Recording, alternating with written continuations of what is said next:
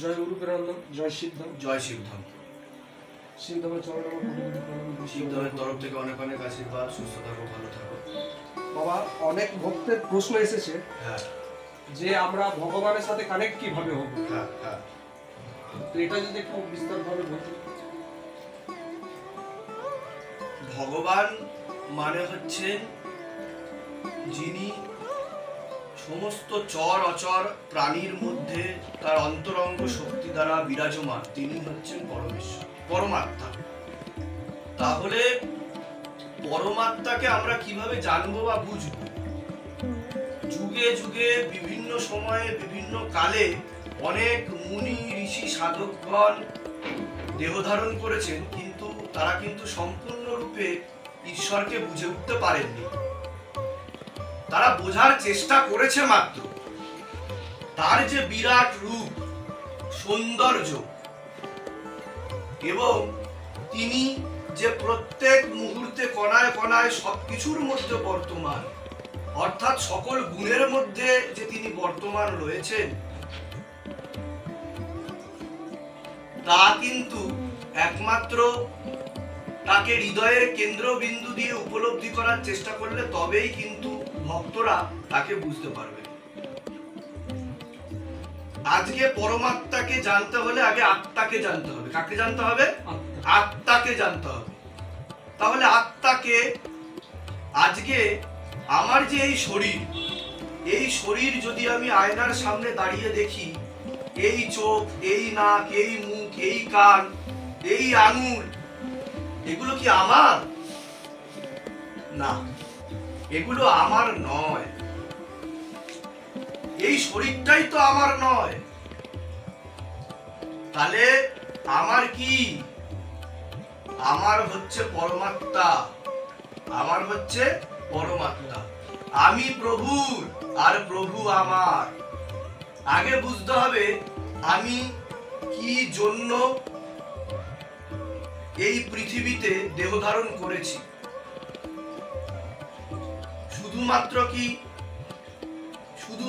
কি আমি এই যে প্রত্যেক দিন খাচ্ছি, দাচ্ছি, ঘুমাচ্ছি, কাজ করছি, আনন্দ করছি, এসবের জন্যই? না, আমার অন্য কোনো উদ্দেশ্য আছে? ভগবদ গীতায় শ্রীকৃষ্ণ বলেছেন সর্ব যোনিষু কন্তেয়া। তার মানে হচ্ছে যাই নড়ে চড়ে, কথা বলে, সেক্স করে এবং বংশবৃদ্ধি করে, তার মধ্যে চিন্ময় আত্মা রয়েছে। তাহলে মানুষও যদি সেগুলোই করে, তাহলে কুকুর, বিড়াল, ছাগলের সাথে মানুষের পার্থক্য কি?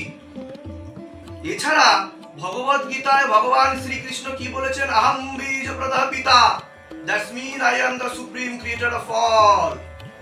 আমি হচ্ছেন পিতা, আমি হচ্ছি মাতা। আমি নিরাকার, আমি ফর্মলেস, আমি শেপলেস, না আমি পুংলিঙ্গ, না আমি স্ত্রীলিঙ্গ। আমার কোনো শেপ নেই, আমার কোনো আকার নেই। কিন্তু এই নিরাকারের মধ্যে যাহা কিছু আকার ধারণ করে, তার মধ্যেও তো তিনি বর্তমান। তাকে ছাড়া তো কোনো কিছুই সম্ভব না। তাহলে পরমাত্মা কে? পরমাত্মাকে বোঝার আগে আত্মাকে বুঝতে হবে, যেটাকে বলা হয় সেলফ রিয়েলাইজেশন, আত্ম উপলব্ধি বোধ। আগে নিজের মধ্যে খুঁজতে হবে, নিজের ভেতরে খুঁজতে হবে। আমরা বাইরে খুঁজছি, হ্যাঁ, সবকিছুর মধ্যে তো তিনি রয়েছে, কিন্তু আমার বাইরে খোঁজার কি দরকার আছে? মন্দিরে বারবারই বা কি যাওয়ার দরকার আছে? হ্যাঁ, মন্দিরে তো আমাকে যেতে হবে, এটা তো নিয়ম বিধির মধ্যে পড়ে, কিন্তু ঈশ্বর আর কোথাও নেই, আমাদের মধ্যেই আছে। আচ্ছা গুরুদেব, আপনি বললেন আত্মা, আত্মা আমাদের আত্মার শরীরেই আছে। আত্মা কোন জায়গায় থাকে? আত্মা কোন জায়গায় থাকে? আমাদের যে স্থূল শরীর আছে, এই স্থূল শরীর ভিতরে একটি সূক্ষ্ম শরীর আছে। যেই সূক্ষ্ম শরীরকে বিভিন্ন ভাষায় বিভিন্ন রকম নামকরণ করা হয়েছে। কেউ তাকে আত্মা বলছে, কেউ তাকে সোল বলছে, কেউ তাকে স্পিরিট বলছে। এবার সোল আর স্পিরিটের মধ্যে একটা পার্থক্য হচ্ছে, যার মধ্যে আধ্যাত্মিক চেতনা অনেক বেশি, যিনি স্পিরিচুয়াল, তাকে আমরা স্পিরিট বলতে পারি। অর্থাৎ ভগবানের ক্ষমতায় যে ক্ষমতাশালী, তাকে আমরা স্পিরিট বলতে পারি। এই যে আত্মা, এই আত্মা কি আমাদের পুরো শরীরে রয়েছে? হ্যাঁ, পুরো শরীরে তো রয়েছে, কিন্তু না, এই আত্মা কেবলমাত্র আমাদের মস্তিষ্কে বসে। কোথায় বসে? মস্তিষ্কে। মস্তিষ্কে বসে। মস্তিষ্কে বসে পুরো শরীরকে অপারেট করে, কন্ট্রোল করে। যেমন আমাদের হাত যদি কেটে যায়, পা যদি কেটে যায়, ইভেন কোমর থেকেও যদি কেটে যায়, তাও তো আমরা জীবিত থাকি। কিন্তু আমাদের ব্রেন যদি নষ্ট হয়ে যায়, তাহলে কিন্তু আমরা আর বেঁচে থাকতে পারি না। আমাদের মস্তিষ্কে, স্থূল শরীরের মধ্যে দুটো অঙ্গ আছে, দুটো অর্গান আছে, বা দুটো গ্রন্থি বলা চলে।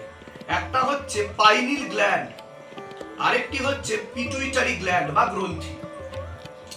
এই যে পাইনিল গ্ল্যান্ড, এই পাইনিল গ্ল্যান্ডকে বলা হয় সিট অফ সোল, মানে যার মধ্যে আত্মা বসে। কি করে? আত্মা বসে এবং পুরো শরীরকে নিয়ন্ত্রণ করে। 24 ঘন্টায় একবার আত্মাকে দেহ ছাড়তে হয়, সমস্ত প্রাণীরই তাই। তাই আমাদের ঘুম পায়। এর আগেও আমার বহু ভিডিওতে আমি এটা ব্যক্ত করার চেষ্টা করেছি। কিন্তু আমরা আমাদের অবচেতন মনে সেটাকে উপলব্ধি করতে পারি না, বিভিন্ন রকম হ্যালুজিনেশন হয়। আমরা বুঝতে পারি না যে আমি কে, হু অ্যাম আই। আগে তো জানতে হবে যে আমি কে, তারপরে তো পরমাত্মাকে জানবো। তা এই যে আত্মা আমাদের মস্তিষ্কে বসে, বর্তমান modern science, even neuro science এখনো পর্যন্ত বুঝে উঠতে পারেনি আমাদের মস্তিষ্ক কিভাবে কাজ করে। আমাদের মস্তিষ্কের 100%-এর মধ্যে মাত্র 4 to 5% আমরা ইউজ করি, বাদ বাকি 95% ইউজ করি না। ইভেন আমরা জানি না হাউ টু ইউজ ইট। যেমন তুমি একটা মোবাইল কেনো, সেই মোবাইলের সাথে একটা ম্যানুয়াল গাইড থাকে, বা যে কোনো একটা টিভি, ফ্রিজ, ঠিক সেরকমই আমাদের তো জন্ম হয়, সে কারণে আমাদের ম্যানুয়াল গাইড হচ্ছে ভগবদ গীতা, বেদ, পুরাণ। আমাদের কিভাবে চলা উচিত, আমাদের শরীরের মধ্যে কি কি তত্ত্ব রয়েছে, সেগুলো বোঝার জন্য অধ্যয়ন করা উচিত, যেগুলো কাল ক্রমে বংশ পরম্পরায় ছিন্ন হয়ে গেছে। তো সে কারণে আমাদের বুঝতে হবে ও জানতে হবে, কিংবা বোঝার চেষ্টা করতে হবে। তো আত্মা কোথায় বসে আমাদের? আত্মা মস্তিষ্কে। মস্তিষ্কে বসে আত্মা। আচ্ছা বাবা, আত্মার অনুভূতি কেমন? আত্মার অনুভূতি যখনই এই পরমাত্মার অংশ, আত্মা কি? পরমাত্মার অংশ। আত্মা কাকে বলে? যাহা কিছু পরমাত্মা থেকে উৎপন্ন হয়, আবার পরমাত্মায় বিলীন হয়ে যায়। কি? যাহা কিছু পরমাত্মা থেকে উৎপন্ন হয়, আবার পরমাত্মায় বিলীন হয়ে যায়, তাকেই আত্মা বলে। আমরা যদি জেনে যাই বা ভেবে নিই আত্মার কেবলমাত্র উদ্দেশ্য জন্ম আর মৃত্যু, তাহা কিছু ভুল নয়। কর্মের মাধ্যমে প্রত্যেক আত্মার রেভলিউশন ঘটে। কি ঘটে? বিপ্লব ঘটে। কিসের বিপ্লব? নলেজের, উইজডমের, জ্ঞানের। তা আত্মার অনুভূতি কিভাবে হয়? যখন আত্মা আমাদের মস্তিষ্কে বসে, বসে সম্পূর্ণ শরীর ও দেহ ধারণ করে, এবং আমাদের যে পঞ্চ ইন্দ্রিয়, 5টা সেন্সেস আছে আমাদের, এই 5টা সেন্সেসের সাথে কানেক্টেড কি? কাম, ক্রোধ, লোভ, মোহ, অহংকার, যেটাকে 5টা নরকের দরজাও বলা হয়। তো আমাদের এই কাম, ক্রোধ, লোভ, মোহ, অহংকারের মাধ্যমে কখনোই আমরা ঈশ্বরকে প্রাপ্ত হতে পারি না।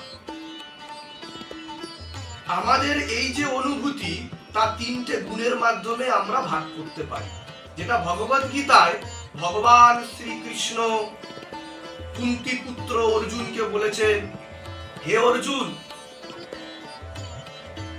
মনুষ্য পিতা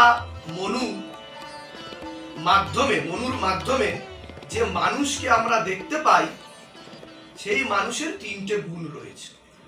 এবং সবকিছুকেই 3টে গুণে ভাগ করা যায়, যেটা আমি বলেছিলাম সিক্রেট অফ 3 ফর্মুলা। তার মধ্যে প্রথম গুণ হচ্ছে শতগুণ, দ্বিতীয় গুণ হচ্ছে রজগুণ, তৃতীয় গুণ হচ্ছে তমগুণ। শতগুণ হচ্ছে যারা ঈশ্বরকে জানার বা বোঝার চেষ্টা করে, তাকে উপলব্ধি করার চেষ্টা করে, তারা তার ভজনা করে, তারা তার মধ্যে হারিয়ে যায়। হিন্দিতে একটা খুব ভালো কথা আছে যে ভগবান কো খোঁজনা নেহি হে, ভগবান মে খো জানা হে। ভগবানকে খোঁজার দরকার নেই, ভগবানের মধ্যে হারিয়ে যাওয়ার দরকার আছে। তবে আমরা ভগবানকে বোঝার চেষ্টা করতে পারি মাত্র। ভগবানকে কেউ আজ পর্যন্ত বুঝে উঠতে পারেনি। তো আত্মার যে অনুভূতি, যে ফিলিংস, তা সময়ের মতোই পরিবর্তনশীল।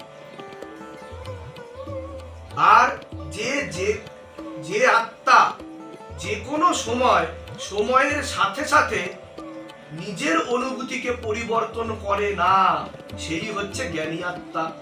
4 প্রকারের আত্মার 4 প্রকারের ভক্তের বর্ণনা করা হয়েছে, ভগবান অর্জুনকে করেছেন। তার মধ্যে প্রিয় ভক্তকে যে জ্ঞানী, আর জ্ঞানী ভক্তকে যে খুব আনন্দে পুলকিত হয় না, আবার অত্যন্ত দুঃখে ভেঙেও পড়ে না, যে সময়ের পরিবর্তনের সাথে সাথে নিজে পরিবর্তিত হয় না, যে নিজে সব সময় পরমেশ্বরের সাথে যুক্ত রাখে এবং তার মধ্যে হারিয়ে থাকে, সেই জ্ঞানী ভক্ত। যে বিচলিত হয় না, যে মান সম্মানে অহংকারী হয় না, যে অপমানে ভেঙে পড়ে না, যে মাটিকে এবং সোনাকে সমান দৃষ্টিতে দেখে, অর্থাৎ যার মধ্যে ভেদ বুদ্ধি নেই, যার মধ্যে ভেদ বুদ্ধি নেই, সেই হচ্ছে প্রিয় ভক্ত। তাহলে ভক্তকে, ভক্ত হচ্ছে আত্মাকেই ভক্ত বলা হচ্ছে। যে আত্মা, আজকে এত যে ধর্ম তৈরি হয়েছে, সব ধর্ম তো ঈশ্বরের দ্বারা তৈরি নয়, কিছু কিছু ধর্ম মানুষের দ্বারা তৈরি, গুরুদের দ্বারা তৈরি, মনীষীদের দ্বারা তৈরি, কিন্তু সব ধর্মের মূল কথা তো একই, তাই না কি? তাহলে এই যে আমাদের যে আত্মা, আত্মার অনুভূতি পরিবর্তিত হয় কাম, ক্রোধ, লোভ, মোহ, অহংকারের দ্বারা।